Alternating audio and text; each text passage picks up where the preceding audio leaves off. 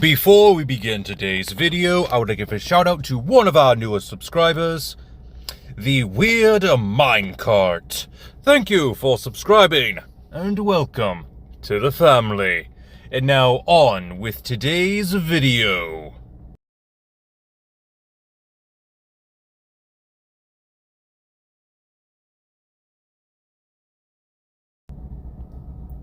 Greetings, my dear viewers. It is I, Drayon, back once again with another Dungeons & Dragons character concept optimized.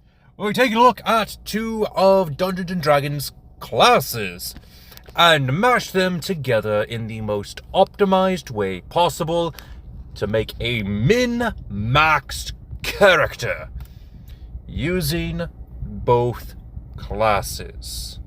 And today we have another set of classes that really just kinda clash, mostly because they use two different spell casting abilities.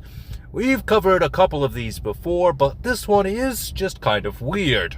I'm not sure if anybody has really made this type of character.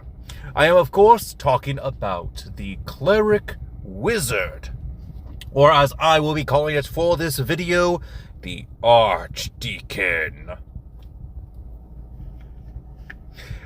And that's the only name I thought of for this build. Probably maybe something like a pastor or something similar, but Arch-Deacon just sounded really cool for this build. So, why these two classes? Well, they are both very interesting spellcasters, and both can technically summon. That's just why I wanted to put them together. But thematically, I was thinking like, well, an Arch-Deacon, a pastor, some sort of official of a church. The type of person that would open the Bible and preach to the choir. Which is somewhat what I'm going with for this build, along with a couple of minor historical references, which we'll be talking about here in a little bit. But like I said, these two classes kind of clash with each other. You'll have your Cleric, which uses the Wisdom modifier for their spellcasting, while the Wizard uses their Intelligence. And both classes require Constitution in order to maintain concentration. If you have a low Constitution on your spellcaster, you are playing them wrong. This is a point that I have made to Dungeon Masters when they have to deal with so-called overpowered spells. If your players have low Constitution, they're not going to be making those concentration saving throws in order to maintain those concentration spells. Now, additionally, as a spellcaster, you're probably going to want to have some good armor class, so you'll probably want your dexterity to be pretty good, unless you have a certain racial feature or other ability, such as mage armor. And of course, you are going to want to be able to carry your spell book, your spell components, and most likely anything that would help you on your journey, such as weapons. And of course, your melee attacks are most likely going to be using your strength modifier in order to increase damage or increase your attack roll potential. So you are going to want to have strength. So this is most definitely going to be a mad build unless you are able to balance your ability scores appropriately. So we are going to have some recommendations for what your ability scores might be. For our goals for today's video, we are of course going to need our race, background, our cleric levels, their subclass, and what spells we're going to need for them. For our wizard, we need to know how many levels we have, what spell class we're picking, and also what spells best suit this build. then of course we need to check out what feats might help the build. We're not going to actually pick that many if we are going for a particular build. At most, we're only going to be grabbing 3 feats. We'll still have 1 feat if we are going for a specific build, but for our more optimized option, we're going to have 3 feats. And we'll be talking about both sets of builds in this video, though for our final calculations, we are only going to be going for the best build possible. As always, there are some rules for this series. We are not allowed to be going outside of the Dungeons & Dragons 5th edition Black Spine books. I had a new rule added recently ever since the 2024 release of the Dungeon Master's Guide, Player's Handbook, and Monster Manual. No red spine. No Cobalt Press. No homebrew. And no third-party materials. It is all 5th edition 2014 all the way up to Vecna, Eve of Ruin, and Quest for the Infinite Staircase. Great. So, the themes that I'm going with for today's build. Maximum AC, high constitution to make sure we are alive, so we can make sure that our healing spells are able to heal our partners. For our wizard spells, we are going to need a focus on the 3 C's. Control, Conjure, and Counterspell. While yes, we will have Fireball as an option, we need to be able to control the field of battle so that our compatriots are able to deal the most damage that they can. Not to say that we won't be dealing a lot of damage as well, as we are going to be focusing on attacks as well as healing. But our cleric spells are going to be all healing spells. The only problem is that we are not going to have as many cleric levels as I would like, so we're not going to have greater restoration. We'll still have revivify, but no greater restoration this time unless we pick a specific background. So, let's go ahead and get started with today's build. But, before we get into the spells, I do want to recommend to all Dungeon Masters out there to check out my 2 videos on the so-called overpowered spells and how to deal with them without nerfing them. Way too many YouTube channels out there telling you how to nerf a spell. They don't need any modifications.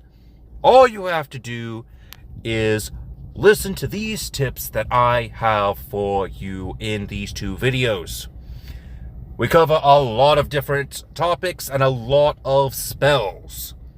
So if you are looking for a specific way to deal with a problematic quote-unquote spell, check these 2 videos out, because we are dealing with 2 classes that supposedly have a lot of problematic spells. Now, start things off with our recommended stat arrays. For character 1, this is going to be the one that is more focused on your spell casting abilities. Your charisma is going to be an 8. It is going to be the only stat that we quote-unquote dump. We don't need to be able to talk to people, we just need to be able to cast our spells. Strength is going to be a 10. Dexterity is going to be a 12, with Constitution, Intelligence, and Wisdom being our focus at a 14. Now, our secondary character is going to be more focused on Strength and Constitution. Dexterity and Charisma will be our dump stats at an 8. Strength is going to be our second highest stat at a 14. Constitution is, of course, our highest stat at a 15, with Intelligence and Wisdom slowly falling behind in 3rd place. Just enough to be able to multiclass. Though that will change once we pick our racial abilities. I would recommend going for a +1 to Constitution, Intelligence, and Wisdom for our secondary character, which technically is going to be the primary stats that we will be using for today's build. Anyway, moving on. We're going to go with our race, and of course the most popular race to choose for any spellcaster or for any multi-class build in this series is the Vidalcan, which has a speed of 30 feet, the Vidalcan Dispassion, giving us advantage on all Intelligence, Wisdom, and Charisma saving throws.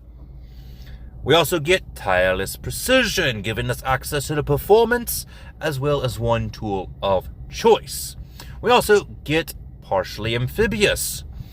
I would recommend using this for our other stat array that focuses on Intelligence, Wisdom, and Constitution scores. For our primary build, for the second stat block that we showed, focusing on Strength and Constitution, we're going with the Turtle. This is because we get a natural armor class of 17. We also get access to the Claws feature, which gives us a melee attack of 1d6 plus our strength modifier. This is an unarmed strike, not replacement for any weapon attacks, just our unarmed strike attacks. We also get Hold Breath and Nature's Intuition. Go ahead and grab Perception. We also get Shell Defense, which can be very useful for today's build. Now let's go ahead and move on to some recommendations. If you're going with build number 1, I would recommend going along the lines of the Azorius Court, the Azorius Senate from Magic the Gathering. This is going to be more themed around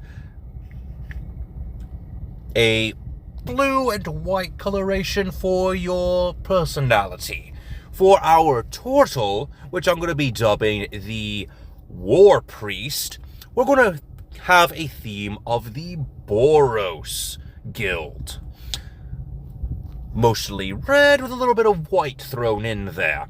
For our Azorius themed character, this character is going to be themed around the stereotypical televangelist.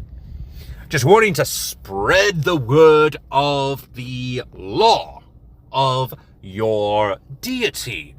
What does the good book say?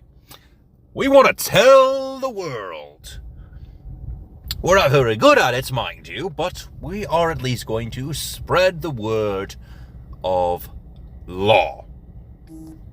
For our War Priest, we are actually going to just take the stereotypical medieval priest route.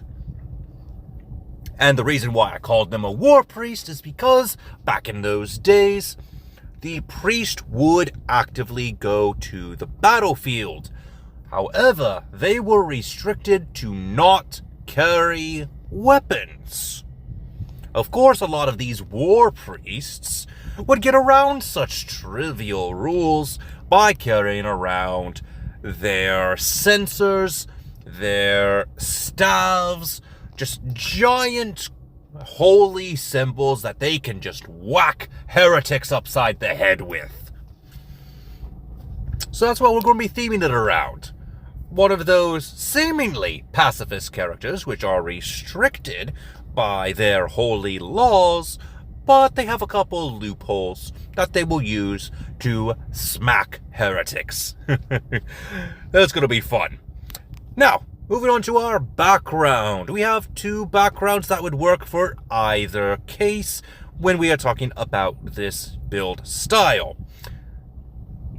The first background I would like to discuss is the Witherbloom Student. This gives us access to a lot of different spells, including Greater Restoration, which could be added to our wizard spell list, which is pretty good.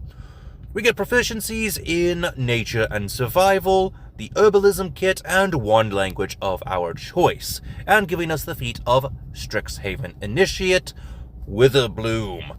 For your cantrips, I would recommend Chill Touch and Druidcraft. For your first level spell, I would like to recommend Goodberry.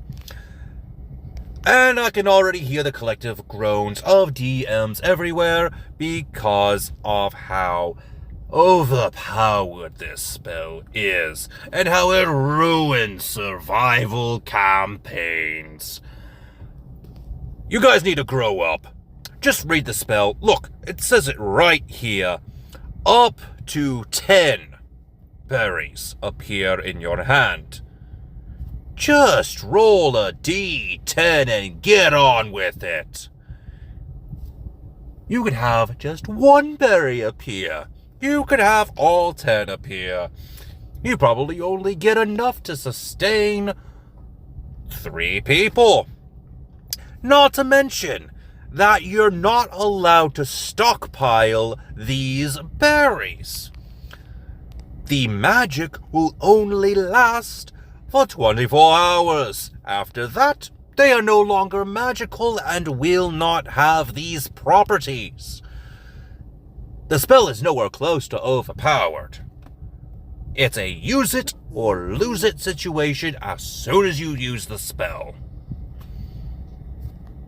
Just roll a die, maybe make it to where they can't use it. I don't know, but it's not overpowered. It is just a spell that gives you a little bit of food.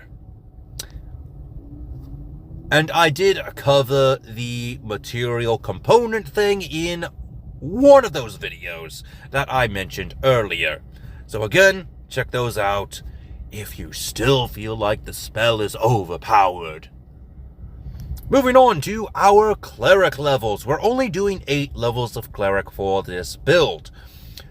For both sets of builds. For the first one, this is where you're going to be taking the Vidalcan and using the Televangelist style build. We're going with the Domain of Arcana. This will give you the domain spells of Detect Magic, Magic Missile, Magic Weapon, Magic Aura, Dispel Magic, Magic Circle, Arcane Eye, and Secret Chest. You get access to Arcane Initiate, grab the spells of Encode Thoughts, and Mind Sliver. You gain access to Arcane Abjuration for your Channel Divinity. You also get access to Spellbreaker and Potent Spellcasting. For our main build of today's video, we are going with the Domain of War, which will give us access to the domain spells of Divine Favor, Shield of Faith, Magic Weapon, Spiritual Weapon, Crusader's Mantle, Spirit Guardians, Freedom of Movement, and Stone Skin. You get bonus proficiencies in Martial Weapons and Heavy Armor, though the Heavy Armor is not needed since we are indeed a turtle. We get access to the War Priest feature, as well as 2 new channel divinities, Guided Strike and War God's Blessing. Use War God's Blessing on your Paladin to make sure they are able to land that hit. Use it on yourself to make sure you can also land a hit. You also get access to Divine Strike, being able to increase the damage of your melee weapon attacks. Moving on to our wizard, we are taking 12 levels. We're for our War Priest build. There are 2 arcane traditions that we will be covering, though we are only going to be using 1, and I will explain the differences between them and why one is better than the other. First off is the arcane tradition of Blade Singing, which gives us access to training in War and Song, Blade Song, Extra Attack, and Song of Defense. Now you think this would be the superior one thanks to the Extra Attack feature. Pairing this with the War Domain Cleric, we are able to do 3 attacks per turn. And normally you would be correct, this would be the superior arcane tradition. However, the Blade Song feature is the main problem of this class, as it will only give us a +2 to our AC, and we are not allowed to have a shield on hand. So, this is effectively inferior to the second Arcane Tradition War Magic, with Arcane Deflection, Tactical Wit, Power Surge, and Durable Magic. Thanks to Arcane Deflection, we are going to be using our reaction to increase our armor class or our saving throw roll, if we happen to have failed that roll. Meanwhile, Durable Magic, so long as we're concentrating on a spell, we get a +2 to our armor class and to all saving throws. Meaning that we will have a +4 to our armor class if we use the Arcane Deflection reaction. While, if we use Arcane Deflection's reaction while concentrating on a spell, our saving throw will be increased by 6. No increases to our intelligence or wisdom needed. Automatic. Even with a 14 in our intelligence and wisdom, which will be a +2, before any ability score increases, we are getting a better deal than the Blade Song. Not to mention, the other abilities are going to improve our build's performance as well. So I would rather take the War Magic Arcane Tradition over the Blade Song. What's even better is that with the War Priest's War Magic, we are allowed to use a shield while using Durable Magic and Arcane Deflection. Sure, we're going to have a little bit of problems casting spells in the first place, but that's where feats come in, which we will get to here in a moment. So, overall, War Magic is superior to Blade Singing. Moving on. If we're going with the Evangelist style, I would recommend the Arcane Tradition of Chronology, which will give us access to Chrono Shift, Temporal Shift, Momentary Stasis, and probably the best ability out of this subclass, Arcane Ambience, which will let us effectively gain access to 2 concentration spells. We just give 1 of the concentration spells in a bead to our familiar who will trigger the spell. Not a problem. It's an effective tactic. We even give it to one of our allies to use. Pretty useful. Now, let's go ahead and move on to our feats. For our Evangelist character, the only feats that we technically need is the Eldritch Adept and getting us access to Eldritch Mind, which is pretty useful. A whole lot better than what we're going to be doing for our secondary character in the long run, since we're not going to have to worry about any weapons or shields. But due to the fact that we have weapons and shields, the second character is going to need the following feats: Warcaster, Shieldmaster, and we're going with the Adept of the Red Robes if we picked the secondary background, which I had forgotten to mention, but it's still pretty darn useful.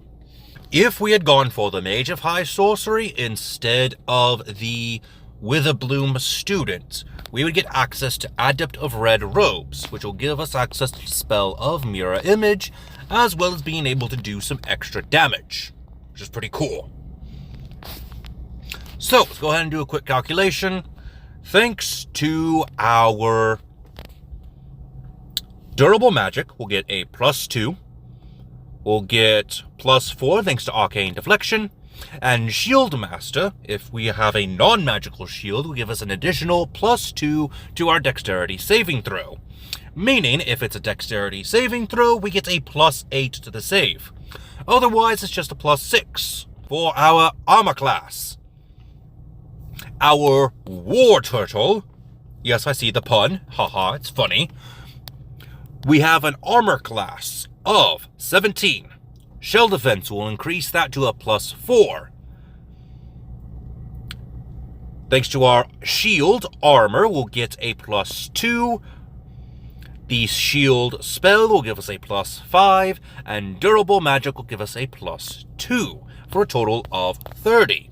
Alternatively, if we are not in our shell, we'll have a total of 26, thanks to durable magic. And the shield cantrip, Shield of Faith, is going to give us an extra +2 armor class if that is the spell we were to go for. So, pretty useful. 28 armor class. Not bad. And, thanks to our war domain, we have a minimum of an attack roll of 18. If we use our channel divinity, it'll be a minimum of 28. And that's before any roll of the dice. If we get above a 10, it's even better. Now, for final calculations, the war turtle. We have our final calculations. For our race, we are going with the turtle. For our background, the Mage of High Sorcery. Though if you would prefer going with the Witherbloom student, I do highly recommend it. This will give us more ability score increases in the long run, and we won't have to worry about anything else. But I like the Mage of High Sorcery simply because of the Adept of Robes abilities. So we're going to go ahead and do it for these final calculations, giving us 3 feats: Warcaster, Shieldmaster, and the Adept of Red Robes. We are a level 8 Cleric, giving us access to the War Domain. And we're going with the 12 levels of Wizard to grab the Arcane Tradition of War Magic. It's a pretty good build, all in all. And to end this video off, we are going to take a look at the spells. Here are the spells that I have recommended for you today. If you went with the Televangelist style of build, you would be switching out one of your spells in the Wizard spell list with Greater Restoration, since you picked the Witherbloom student background. Now, for our Cleric spells, we have the cantrips of Guidance, Sacred Flame, Toll the Dead, and Word of Radiance. First level spells are Cure Wounds, Guiding Bolt, and Purify Food and Drink. If you do not have this spell on you, you are playing your Cleric wrong. Second level, Lesser Restoration, Prayer of Healing, and Spiritual Weapon. You need to have some form of weapon on you at all times. So you might as well use your bonus action sparingly with the Spiritual Weapon, even though you're most likely going to be smacking them with your own weapon. Third level, Mass Healing Word, Revivify, and Spirit Guardians. If you do not have Revivify on your Cleric, you are playing your Cleric wrong. And finally, we have Stone Shape. Could be useful if we do not have our weapons on hand. Next is our Wizard spells. For your cantrips, I recommend Booming Blade, Fire Bolt, Green Flame Blade, Mending, and Prestidigitation. First level spells: Burning Hands, Find Familiar, Ice Knife, Identify, Magic Missile, Shield, Silvery Barbs, and Tasha's Caustic Brew. Again, this is going off of the War Domain and not the Arcane Domain. If we had the Arcana Domain, we would not be picking Magic Missile. We would already have it. Second level, Aghanazar Scorcher, Dragon's Breath, Flaming Sphere, Hold Person, and Scorching Ray. Third level, Charlon Stride, Counterspell, Dispel Magic, Fireball, and Haste. Definitely an important spell, but not as important as the combo we're going to be making out of our 4th level spells. Conjure Minor Elementals, Evod's Black Tentacles, Sickening Radiance, and Resilient Sphere. For your 5th level spells, we're going with Danse Macabre, Dominate Person, Immolation, and Summon Draconic Spirit. And for your 6th level spells, we're going with Chain Lightning and Fizzban's Platinum Shield. What did you think of today's video? Let me know in the comment section down below. Are there any other cleric domains or arcane traditions you would pick for your Arch-Deacon? Let me know in the comment section down below. And until next time, this has been Drahan, and I am offline.